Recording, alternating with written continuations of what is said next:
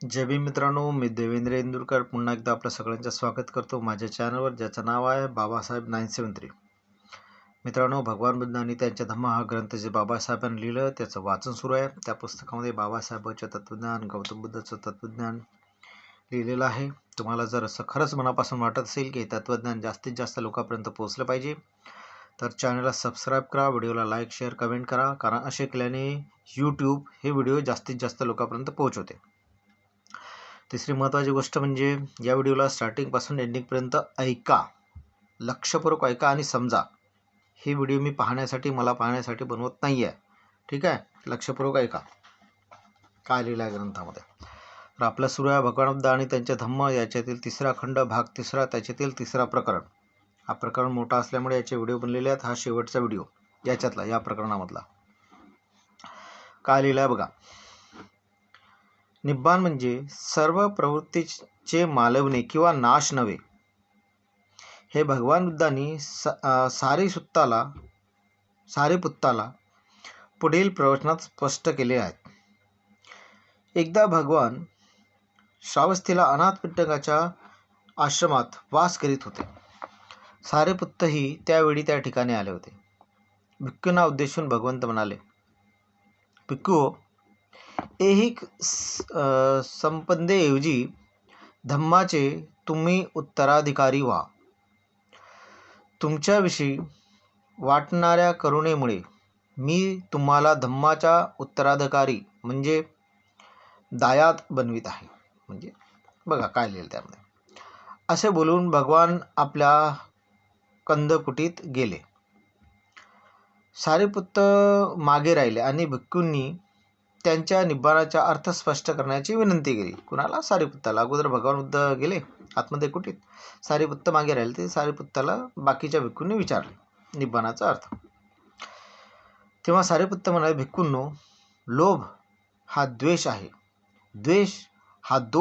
लोभ हा दोष आहे. द्वेष हा पण दोष आहे. हा लोभ आणि हा द्वेष घालवण्याचा मार्ग मध्यम मार्ग होय. हा मार्ग आपल्याला पाहायला शिकवतो, जाणायला शिकवतो आणि ज्ञान देतो. तो आपणाला शांती, अभिक्षा, बोधी आणि निब्बाण याचकडे घेऊन जातो. हा मध्यम मार्ग कोणता? हा मध्यम मार्ग म्हणजे अष्टांगी मार्गच होय, त्याशिवाय दुसरा नाही. हाच मार्ग म्हणजे सम्यक दृष्टी, सम्यक संकल्प, सम्यक वाणी, सम्यक कर्मांत, सम्यक आजीविका, सम्यक प्रयत्न म्हणजेच व्यायाम, सम्यक स्मृती, सम्यक समाधी. भिक्खूंनो, हा मध्यम मार्ग आहे.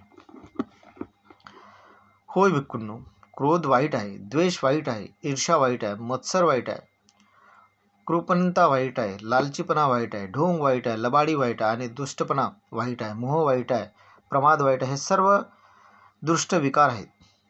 मोह आणि प्रमाद यांचा परिहार मध्यम मार्गाने होतो. त्याच्या योगाने पाहायला दृष्टी मिळते. हा मार्ग आपणाला पाहायला शिकवतो आणि ज्ञान देतो आणि आपणाला शांती, अभिक्षा, बोधी आणि निब्बाण याकडे घेऊन जातो. निब्बाण हे दुसरे काही नसून ते अष्टांग मार्ग आहे. अशा रीतीने सारीपुत्तांनी निब्बाणाचे प्रवचन केले आणि भिक्खूंना ते ऐकून फार आनंद झाला. निब्बाणात जो मूलभूत विचार आहे तो हाच आहे की तो निष्कलंकतेचा मार्ग आहे. याशिवाय निब्बाणाचा इतर अर्थ कोणीही काढू नये. अष्टांगिक मार्गाशिवाय निब्बाणाला दुसरा अर्थ नाही. संपूर्ण उच्छेदवाद हे एक टोक आहे. हे बघा, लक्ष द्या. संपूर्ण उच्छेदवाद हे एक टोक आहे आणि परिनिब्बाण हे दुसरे टोक आहे. परिनिब्बाणाचा अर्थ काय त्याचा मागच्या व्हिडिओमध्ये ते बघून घ्याल की तुम्हाला माहीत होईल. प्रवृत्तींना पूर्णता मालवणे म्हणजे परिनिब्बाणाचं. ठीक आहे. हे दोन टोके विरुद्ध आहेत आणि निब्बाण हा त्यामधील मधला मार्ग आहे म्हणजे मध्यम मार्ग आहे. याप्रमाणे निर्वाणाला योग्यपणे समजून लक्षात घेतले असता निब्बाणाच्या कल्पनेसंबंधी मनातील गोंधळ नाहीसा होईल. अशा पद्धतीनं या तिसऱ्या प्रकरणामध्ये लिहिलेलं आहे. मित्रांनो, जय भीम.